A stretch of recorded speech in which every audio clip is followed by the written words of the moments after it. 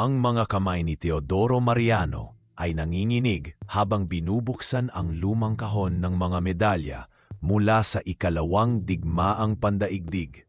75 taon na ang lumipas simula noong huling beses niyang nakita ang taong may kasamang pangakong ito. Nakatayo siya sa kanyang maliit na silid sa Tondo, Maynila.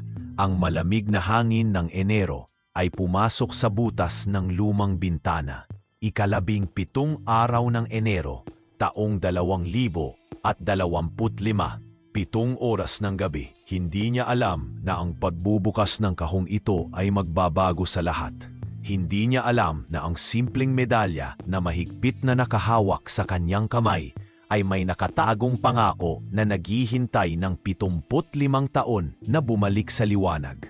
Ang medalya ay may nakaukit na mga salita para kay Teodoro, mula kay Santiago, hanggang sa dulo ng mundo. At sa likod nito, isang petsa, ika-24 ng Disyembre, 1949. Bago natin ipagpatuloy ang kwentong ito na tiyak na aabutin ang pinakamalalim na bahagi ng inyong puso, mag-subscribe na sa channel na ito. Dito lagi ninyong mahahanap ang mga kwentong tunay na tumatagos sa kaluluwa, mga kwentong magpapaalala sa inyo ng halaga ng sakripisyo, ng tapang at ng mga pangakong hindi dapat kakalimutan. Pindutin ang subscribe button at ang bell icon para hindi kayo makakaligtaan ng mga susunod pang kwentong magpapaiyak at magpapaisip sa inyo. Bumalik kayo sa nakaraan. Taong 1944 sa Pampanga, malapit sa Clark Air Base, may maliit na baryo na tinatawag na San Miguel. Doon nakatira ang pamilya Mariano. Si Teodoro ay 19 pa lamang noon. Matangkad, payat, kayumanggi ang balat. Maikli ang itim na buhok. Malalim ang mga mata na puno ng tapang at determinasyon. Simpleng binata lang siya, anak ng magsasaka, walang kayamanan, walang edukasyon sa kolehiyo. Pero mayroon siyang isang bagay na natatangi, ang kanyang walang takot na puso. Noong panahong iyon, ang mga Hapon ay nag-okupar na sa Pilipinas. 3 taon na silang nandito. 3 taon ng takot, ng gutom, ng karahasan. Ang mga tao sa baryo ay namumuhay sa takot. Araw-araw, naririnig nila ang mga sundalo na dumadaan. Araw-araw, naririnig nila ang mga putok ng baril sa kalayuan. Araw-araw, nawawala ang mga tao. Pero si Teodoro ay hindi sumuko. Sumali siya sa gerilya, ang mga mandirigmang Filipino na lumalaban sa mga Hapones sa mga bundok. Gabi-gabi, lumalabas sila, umaatake ng mga patrolya. Gumagambalan ng mga supply lines, tumutulong sa mga Amerikanong sundalo na nakatagong sa kagubatan. At sa mga panahong iyon, nakilala niya si Santiago del Rosario. Si Santiago ay 22 taong gulang. Galing siya sa Manila. Mas matangkad kaysa kay Teodoro. Mas maitim ang balat. Mas malaki ang katawan dahil sa pagiging basketball player noon. Pero ang digmaan ay nag-iba sa lahat. Ngayon, pareho silang gerilya, pareho silang lumalaban, pareho silang may iisang layunin, kalayaan. Naranasan niyo na ba ang mabuhay sa isang mundo kung saan ang bawat araw ay maaaring ang huli, kung saan ang bawat desisyon ay maaaring magdulot ng kamatayan? Ganyan ang buhay ni Teodoro at Santiago noon. Pero sa gitna ng takot, natagpuan nila ang pinakamalakas na pagkakaibigan. Isang gabi, ika-26 ng Agosto, taong 1944, nagtago sila sa isang kuweba sa bundok ng Pampanga matapos ang isang matagumpay na raid sa isang Japanese supply depot. Mga alas 11 ng gabi, madilim, malamig. Ang buwan ay nakatago sa likod ng mga ulap. Naupo sina Teodoro at Santiago sa loob ng kuweba, nakatingin sa apoy na ginawa nila gamit ang ilang basang kahoy. Santiago, tanong ni Teodoro, ang kanyang boses ay mahina pero puno ng emosyon. Ano ang una mong gagawin kapag natapos na ang digmaan? Tumawa si Santiago, ngunit may lungkot sa kanyang tawa. Uuwi ako sa Maynila. Hahanapin ko ang pamilya ko. Sana buhay pa sila. Pagkatapos, maghahanap ako ng trabaho. Magtatatad ng pamilya. Mamumuhay ng normal. Pero ikaw, Teodoro, ano ang pangarap mo? Nag-isip si Teodoro. Gusto kong magtayo ng eskwelahan para sa mga bata sa ating baryo, upang hindi na sila mabuhay sa kadiliman tulad natin, upang may kinabukasan sila. Pangarap yan. Pangakuan mo ako, kapag pareho tayong nabuhay sa digmaang ito, tutulungan kita sa eskwelahan mo. At pangakuan mo rin ako na pupunta ka sa kasal ko. Tumawa si Teodoro. Siyempre, pangako. At sa gabing iyon, sa gitna ng bundok, sa loob ng kuweba na puno ng usok at init ng apoy, nagsumpa silang dalawa. Magkapatid sa digmaan, magkapatid sa buhay, magkapatid hanggang sa dulo ng mundo. Kinuha ni Santiago ang kanyang medalya mula sa kanyang bulsa. Ito ang binigay sa kanya ng kanyang ama bago siya umalis ng Maynila. Isang medalya ng Santo Niño. Iniabot niya ito kay Teodoro. Hawakan mo ito. Pagkatapos ng digmaan, ibabalik ko ito sa iyo. At kapag ibinabalik ko ito, ibig sabihin buhay pa ako. Ibig sabihin natupad natin ang ating mga pangako. Kinuha ni Teodoro ang medalya. Tumingin siya dito. May nakaukit na mga salita para kay Teodoro mula kay Santiago hanggang sa dulo ng mundo. At sa likod nito, isang petsa. Ika-24. Bakit Disyembre 24? Tanong ni Teodoro. Yun ang araw ng kapanganakan ko. Sagot ni Santiago. Kapag dumating ang Disyembre 24, 1949, magkikita tayo sa Luneta, sa tapat ng Rizal Monument. 3:00 ng hapon. Pangako si Teodoro. Pangako. Pero ang mundo ay hindi sumusunod sa mga plano ng tao. 3 buwan ang lumipas. Nobyembre na ng 1944. Ang mga Amerikano ay bumalik na sa Pilipinas. Ang Battle of Leyte ay nagsimula na. Ang mga Hapones ay unti-unting natatalo. Pero mas lalong naging marahas ang digmaan. Mas maraming patay. Mas maraming sugat, mas maraming nawala. Isang imaga, ika-23 araw ng Nobyembre, taong 1944, mga 6:00 ng umaga, nakatanggap ang kanilang grupo ng gerilya ng balita. Ang mga Hapones ay nag-retreat papunta sa bundok, pero bago sila umalis, sinusunog nila ang mga baryo, pinapatay ang mga sibilyan. Kailangan nilang pigilan ang mga ito. Kailangan nilang iligtas ang mga tao. Lumabas sila ng madaling araw. 12 gerilya kasama sina Teodoro at Santiago. Ang plano ay simple. Hadlangan ang mga Hapones sa isang makitid na daan sa bundok. Bigyan kinakailangan. Lumaban hanggang sa huli. Dumating sila sa lokasyon ng 7:00 ng umaga. Nagtago sila sa mga puno, naghintay at dumating ang mga Hapones.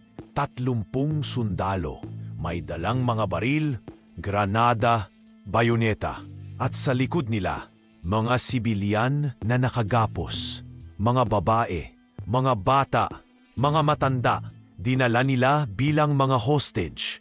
Nakita ni Teodoro ang mukha ng mga sibilyan, ang takot, ang pag-asa na maliligtas sila. At sa sandaling iyon, alam niya kung ano ang dapat gawin. Kahit alam niyang maaari siyang mamatay, sumigaw si Teodoro ang sinyales para umatake at nagsimula ang putukan.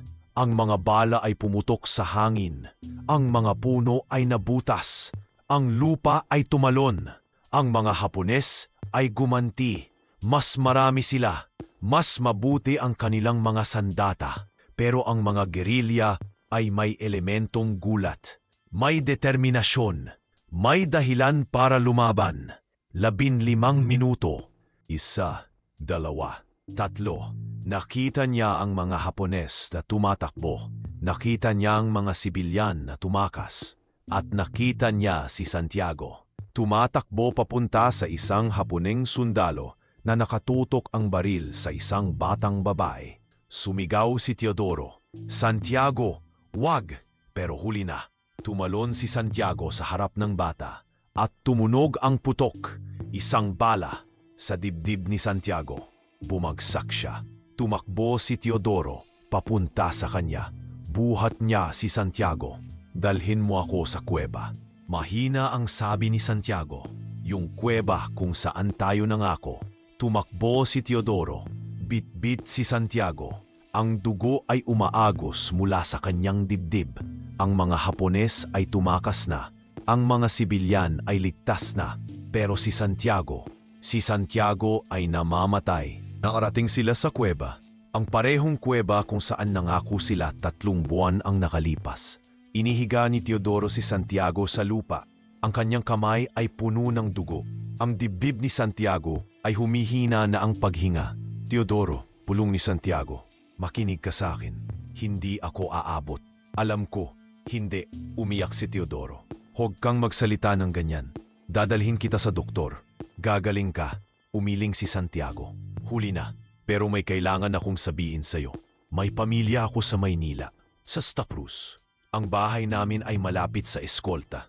Numero 325, Calle Rizal. May asawa ako. Pangalan niya ay Carmela. Buntis siya nang umalis ako. 5 buwan na. Sabi niya, lalaki daw. Gustong ipangalan na Santiago Jr. Pero hindi ko na siya makikita. Hindi ko na makikita ang anak ko. Kaya ikaw, Teodoro, ikaw ang pupunta sa kanila. Ikaw ang magsasabi na namatay ako ng bayani. Ikaw ang magbibigay ng medalya sa anak ko. At ikaw ang magsasabi sa kanya ng pangako natin na hindi ako nakalimot. Na kahit sa huling sandali, iniisip ko pa rin sila." Umiyak si Teodoro. Umiyak ng umiyak. Pangako ko sa iyo, Santiago. Gagawin ko lahat ng sinabi mo." Mumiti si Santiago. "Salamat, kaibigan. Salamat sa lahat." At pumikit na siya. Ang huling hininga ay lumabas sa kanyang bibig at namatay siya. Doon sa kuweba, sa bundok ng Pampanga, 23 araw ng Nobyembre, taong 1944, alas 9 ng umaga. Hawak ni Teodoro ang medalya, ang pangako nila, ang pangako na kailangan niyang tuparin. Pero ang mundo ay muling gumulo. Natapos ang digmaan noong Agosto ng 1945. Ang mga Hapones ay sumuko. Ang mga Amerikano ay bumalik. Ang Pilipinas ay malaya na. Pero ang kalayaan ay may presyo. Ang Maynila ay wasak. Ang mga bahay ay guho. Ang mga kalsada ay puno ng mga labi. Ang mga tao ay naghihirap pa rin. At si Teodoro, bumalik siya sa Pampanga. Ginawa niya ang pangako niya sa sarili niya. Magtatatag siya ng eskwelahan para sa mga bata, para ay Santiago na hindi na makikita ang kanyang anak na mag-aaral. Pero ang pangako kay Santiago, ang pangakong pumunta sa pamilya nito, ang pangakong ibigay ang medalya, hindi niya magawa. Bakit? Dahil sa takot, dahil sa kahihiyan. Paano niya sasabihin kay Carmela na namatay ang asawa niya? Paano niya haharapin ang anak ni Santiago? Paano niya sasabihin na hindi niya nailigtas ang kanyang kaibigan? Kaya hindi siya pumunta. Inilihim niya ang medalya. Itinago niya sa kahon. Kinimkim niya ang pangako sa kanyan. Uso. At sa loob ng 75 taon, hindi niya natupad ang pangakong iyon. 75 taon ng kahihiyan, 75 taon ng pagsisisi, 75 taon ng guilt na hindi niya kayang pakawalan. Kayo ba, naranasan niyo nang magkaroon ng pangako na hindi ninyo natupad? Naranasan niyo bang masaktan ng sobra dahil sa guilt? Naranasan niyo bang pagsisihan ang mga desisyon na hindi ninyo ginawa? Yan ang naramdaman ni Teodoro. Yan ang sakit na dinala niya sa loob ng mahabang panahon. Pero ang hindi niya alam, lumipas ang mga taon. Si Teodoro ay nag-asawa. Nagkaroon ng 3 anak. Nagtayo ng maliit na eskwelahan sa San Miguel, Pampanga. Naging guro. Naging prinsipal. Tinulungan ang libu-libong mga bata na makapagtapos. Nabuhay ng mabuti. Pero sa loob-loob niya, laging may bakas ng pangako na hindi natupad. Laging may alaala ni Santiago. Laging may guilt. Namatay ang kanyang asawa noong 2015. Ang mga anak niya ay may sariling pamilya na at siya, 79 na taong gulang na ngayon. Nag-retire na. Nakatira sa isang maliit na apartment sa Tondo, Maynila, malapit sa kanyang bunso. Mag-isa, matanda, nanghihina na. Pero ang puso niya ay patuloy na nag-aalala. Patuloy na nagsisisi, patuloy na umaasa na baka may pagkakataon pa. Isang araw, 14 ng Enero, taong 2025, alas 3 ng hapon, nanonood si Teodoro ng balita sa telebisyon. May feature tungkol sa mga World War II veterans, tungkol sa mga gerilya, tungkol sa mga bayani na nakalimutan na. At biglang nakita niya ang isang pangalan sa screen. Santiago del Rosario Jr., anak ng gerilyang namatay sa Pampanga noong Nobyembre 23, 1944. Napatigil si Teodoro. Ang puso niya'y bumilis ang tibok. Santiago Jr., ang anak ni Santiago, buhay pa, nasa Maynila, nakatira sa Santa Cruz, 77 taong gulang na. Sa feature, sinabi nitong hinahanap niya ang mga dating kasamahan ng kanyang ama. Gusto niyang malaman ang kwento. Gusto niyang malaman kung paano namatay ang kanyang ama. Gusto niyang malaman ang katotohanan dahil ang kanyang ina, si Carmela, ay namatay na noong 2000. At bago siya namatay, sinabi niya na may isang kaibigan ang kanyang ama, isang gerilya na pangalan ay Teodoro Mariano, na sana ay hanapin niya ito, na sana ay malaman niya ang totoo. Umiiyak si Teodoro habang nanonood. 75 taon na naghihintay si Santiago Jr. na malaman ang tungkol sa kanyang ama. 75 taon na hindi niya natupad ang pangako. Pero ngayon may pagkakataon pa. Ngayon maaari pa niyang ayusin ang lahat. Tumayo si Teodoro. Pumunta siya sa kanyang silid. Binuksan ang lumang kahon. Kinuha ang medalya ni Santiago, ang pangako na naghihintay ng 75 taon. At sa sandaling iyon, nagpasya siya. Pupunta siya kay Santiago Jr. Ibibigay niya ang medalya. Ikukwento niya ang lahat. Itutupad niya ang pangako. Kahit huli na, kahit 75 taon na ang lumipas, tutuparin niya ang pangako. Kinabukasan, 15 ng Enero, taong 2025, alas 9 ng umaga, naglakad si Teodoro papunta sa Santa Cruz. Mahaba ang biyahe, mahirap sa matanda niyang katawan, pero determinado siya. Nakarating siya sa address na nabanggit sa TV, numero 325, Calle Rizal. Ang bahay ay matanda na, gawa sa kahoy at semento, pero maayos pa rin. Kumatok si Teodoro. Walang sumasagot. Kumatok ulit at bumukas ang pinto. Isang matandang lalaki ang sumalubong sa kanya. Matangkad, maitim ang balat, puti na ang buhok. Pero ang mga mata ay pareho ng kay Santiago. Ikaw ba si Santiago Jr.? Tanong ni Teodoro. Ang boses ay nanginginig. Tumango ang matanda. Oo, ako nga. Sino po kayo? Ako si Teodoro Mariano, kaibigan ng iyong ama. Napatigil si Santiago Jr. Ang mga mata niya ay nanlaki. Ikaw ba talaga yan? Hinahanap kita ng napakatagal. Tumango si Teodoro. Pasensya na kung ngayon lang ako dumating. Nagsimulang mag-usap. Nagsimulang ikwento ni Teodoro ang lahat. Ang digmaan, ang gerilya, ang pagkakaibigan nila ni Santiago, ang mga pangako nila, ang huling labanan, ang pagkamatay ni Santiago, Ang huling mga salita nito at ang medalya. Inilabas ni Teodoro ang medalya mula sa kanyang bulsa. Iniabot kay Santiago Jr. Ito ang ipinagkatiwala sa akin ng iyong ama. Dapat ko sanang ibinigay ito sa iyo matagal na. Dapat ko sanang natupad ang pangako ko. Pero hindi ko nagawa dahil sa takot. Dahil sa kahihiyan. Dahil sa guilt. Pero ngayon, handa na ako. Handa na akong harapin ang lahat. Handa na akong tuparin ang pangako. Kinuha ni Santiago Jr. ang medalya. Tumingin dito. Ang mga luha ay tumagas na sa kanyang mga pisngi. Salamat, bulong niya. Salamat sa pagbabalik mo nito. Salamat sa pagkwento mo ng katotohanan. Mahal ko ang aking ama kahit hindi ko siya nakilala. Kahit hindi ko siya nakasama. Mahal ko siya. At salamat sa iyo. Dahil ngayon paano siya namatay. Alam ko na bayani siya. Yumakap silang dalawa. Dalawang matandang lalaki na taong konektado ng isang taong matagal nang wala. Yumakap silang dalawa. At sa yakap na yon, naramdaman ni Teodoro ang kaluwagan, ang kapayapaan, ang pagpapatawad. Pagpapatawad sa sarili. Pagpapatawad sa nakaraan. Pagpapatawad sa mga pagkakamali. Mga ilang oras ang lumipas. Nag-usap pa sila. Nagkwentuhan pa. Ipinakita ni Santiago Jr. ang mga larawan ng kanyang ina. Ang mga sulat ng kanyang ama bago umalis sa Maynila.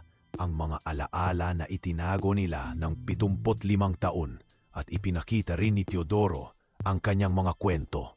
Ang eskwelahan na itinayo niya. Ang mga bata na tinulungan niya. Ang buhay na binuo niya at napagtanto nilang pareho na kahit ang pangako ay natupad ng huli, ang importante ay natupad pa rin. Ang importante ay hindi sumuko. Ang importante ay handa pa ring harapin ang nakaraan. Pagtatapos ng hapon, nang paalis na si Teodoro, hinawakan ni Santiago Jr. ang kanyang kamay. Babalik ka pa ba dito? Tanong niya. Tumango si Teodoro.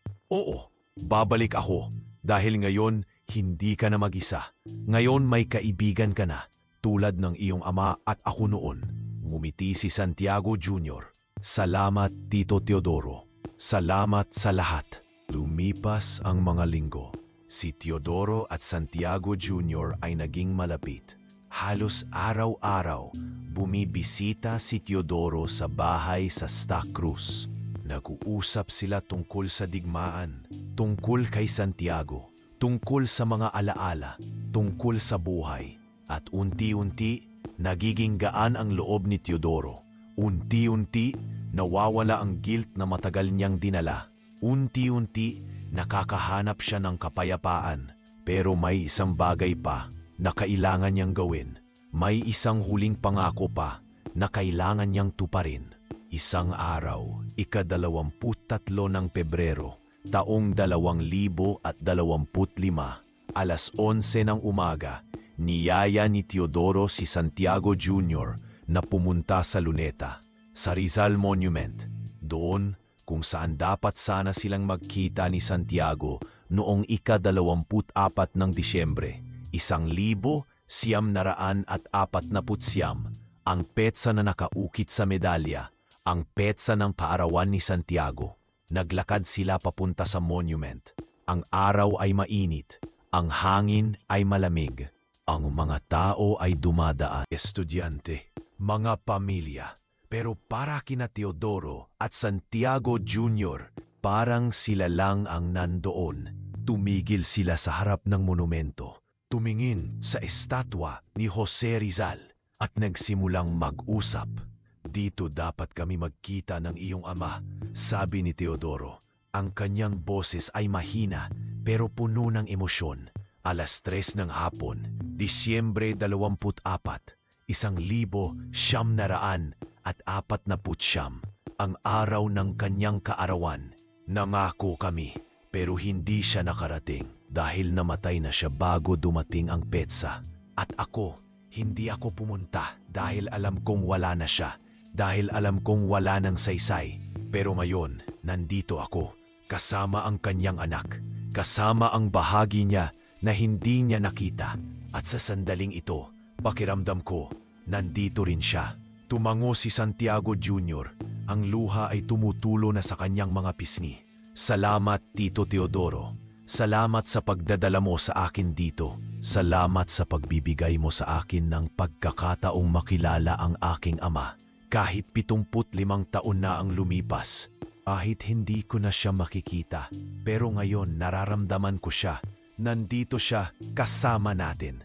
Yumakap silang dalawa sa harap ng Rizal Monument, sa gitna ng Luneta, sa gitna ng Maynila. Yumakap silang dalawa at sa yakap na iyon naramdaman nilang pareho ang presensya ni Santiago, ang bayaning namatay para sa kalayaan, ang kaibigan na hindi nakalimot, ang ama na minahal ang kanyang anak kahit hindi niya ito nakita. Mga ilang buwan ang lumipas matapos ang araw na iyon. Si Teodoro ay patuloy na bumibisita kay Santiago Jr. Patuloy silang nag-uusap, patuloy silang nagbabahagi ng mga kwento. At isang araw, 19 ng Mayo, taong 2025, 2:00 ng hapon, niyaya ni Santiago Jr. si Teodoro na pumunta sa isang espesyal na event, ang Veterans Day Celebration sa Manila City Hall. Doon kinokongnais ang mga World War II veterans, ang mga bayani na lumalaban para sa Pilipinas, ang mga taong kinalimutan na ng lipunan. Pumunta si Teodoro kasama si Santiago Jr. At sa event, tinawag ang kanyang pangalan, Teodoro Mariano, former guerrilla fighter sa Pampanga, bayani ng digmaan. Tumayo si Teodoro, lumapit sa stage, at doon, sa harap ng libu-libong tao, binigyan siya ng medalya, ang medalya ng tapang, ang medalya ng sakripisyo, ang medalya ng katapatan. Tumanggap siya nito, ang mga kamay ay nanginginig. Ang mga luha ay tumatagaktak at habang hawak niya ang medalya, naalala niya si Santiago, ang kaibigan niya, ang kapatid niya sa digmaan, ang taong nag-iwan ng pangako na kailangan niyang tuparin. At ngayon, natupad na niya ito. Ngayon makapagpahinga na siya. Ngayon maaari na siyang magpatawad sa sarili. Pagkatapos ng event, lumapit kay Teodoro si Santiago Jr. Hawak nito ang isang maliit na kahon. Tito Teodoro, sabi niya, gusto kong bigyan kita ng isang bagay. Binuksan niya ang kahon at sa loob may isang lumang larawan. Ang larawan ni Santiago, bata pa, nakangiti, nakasuot ng uniforme ng gerilya at sa likod ng larawan may nakasulat, para kay Teodoro, ang aking kaibigan, ang aking kapatid. Salamat sa lahat, si Santiago. Kinuha ni Teodoro ang larawan, tumingin dito at umiyak. Salamat, bulong niya. Salamat, Santiago. Salamat sa lahat. Salamat sa pagkakaibigan. Salamat sa tiwala. Salamat sa pangako. At kahit 75 taon ang lumipas, natupad ko pa rin ito. Natupad ko pa rin ang ating pangako. 3 buwan pa ang lumipas. Agosto na ng 2025.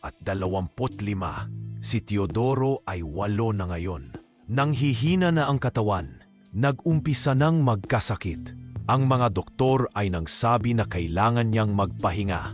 Kailangan niyang alagaan ang sarili. Pero si Teodoro ay masaya dahil natupad na niya ang lahat ng kanyang mga pangako. Natupad na niya ang pangako kay Santiago. Naitayo na niya ang eskwelahan para sa mga bata.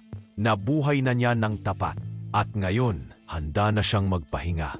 Isang gabi, ika-23 ng Agosto, taong 2025, 11:00 ng gabi, nakatulog si Teodoro. Payapa, walang sakit, walang paghihirap, parang napulog lang at hindi na nagising. Namatay siya sa tulog. Ang huling hininga ay tahimik. Ang huling tibok ng puso ay mahinahon. At ang huling alaala ay ang mukha ni Santiago, ang kaibigan niya, ang kapatid niya, ang pangako na natupad na. Sa libing, dumalo si Santiago Jr. kasama ang kanyang mga anak at apo. Dumalo rin ang dating estudyante ni Teodoro mula sa Pampanga. Ang mga taong tinulungan niya, ang mga buhay na nabago niya, at lahat sila ay umiyak. Hindi dahil sa kalungkutan lamang, kundi dahil sa pasasalamat. Dahil si Teodoro ay hindi lang isang guro, hindi lang isang bayani ng digmaan, hindi lang isang kaibigan. Siya ay isang taong naninindigan sa kanyang mga pangako. Isang taong hindi sumuko. Isang taong handa pang ayusin ang kanyang mga pagkakamali. Kahit 75 taon na ang lumipas. Habang nakabukas ang kabaong, nakita nila si Teodoro. Payapa ang mukha, nakangiti, at sa kanyang kamay hawak ang 2 medalya. Ang medalya na natanggap niya sa Veterans Day at ang medalya ni Santiago, ang medalya na may nakaukit na mga salita. Para kay Teodoro, mula kay Santiago, hanggang sa dulo ng mundo. Inilagay nila si Teodoro sa puntod. Kasama ang 2 medalya, kasama ang mga alaala, kasama ang mga pangako na natupad na. Ang kwentong ito ay nagtuturo sa atin ng ilang mahahalagang aral. Una, ang pangako ay hindi lamang salita. Ang pangako ay isang responsibilidad, isang obligasyon, isang bagay na kailangan nating tuparin kahit mahirap, kahit nakakatakot, kahit masakit. Pangalawa, ang pagtawad ay hindi lamang para sa iba. Ang pagtawad ay para rin sa sarili. Si Teodoro ay nagdulot ng 75 taon na may guilt. Pero nang tumapad na siya ng kanyang pangako, nakahanap siya ng kapayapaan, nakahanap siya ng kalayaan, nakahanap siya ng pagtawad. Pangatlo, hindi huli ang lahat. Kahit 75 taon na ang lumipas, may pagkakataon pa rin, may pag-asa pa rin, may dahilan pa rin para subukan. Si Teodoro ay 8 na noong niya tinupad ang pangako, pero ginawa niya pa rin. Dahil alam niyang tama ito. Pang-apat, ang tunay na pagkakaibigan ay lumalampas sa kamatayan. Si Santiago ay namatay na noong 1944 pero ang kanyang alaala, ang kanyang pangako, ang pagmamahal ay nananatiling buhay hanggang sa huli, hanggang sa natupad ni Teodoro ang lahat. At panglima, ang buhay ay hindi sinusukat sa kung gaano tayo tagal na buhay. Ang buhay ay sinusukat sa kung ano ang ating ginawa, kung paano tayo namuhay, kung ano ang ating iniwan.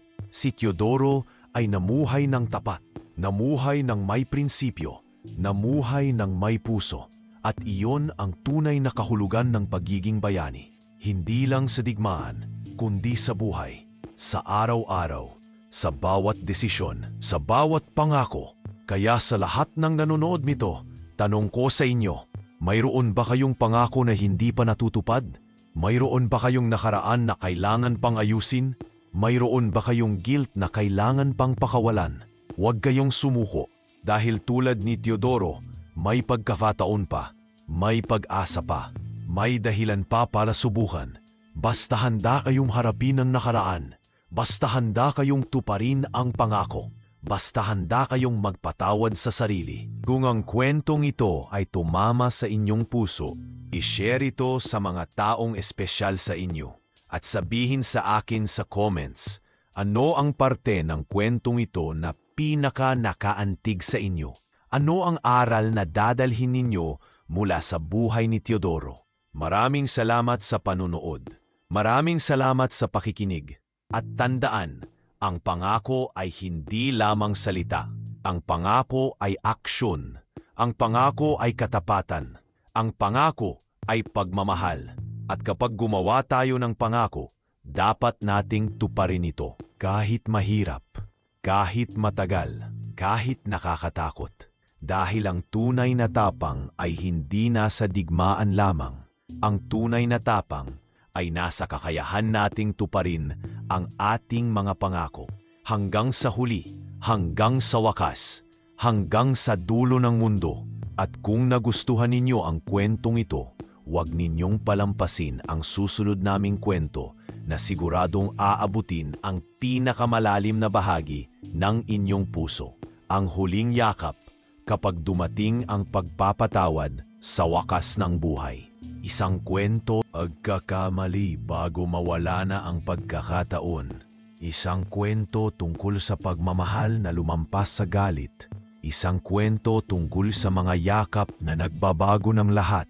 Pinduin ang thumbnail na iyon ngayon at ipagpatuloy ang emosyonal na biyahe kasama ko. Maraming salamat at mahal ko kayong lahat. Ingat kayong lahat.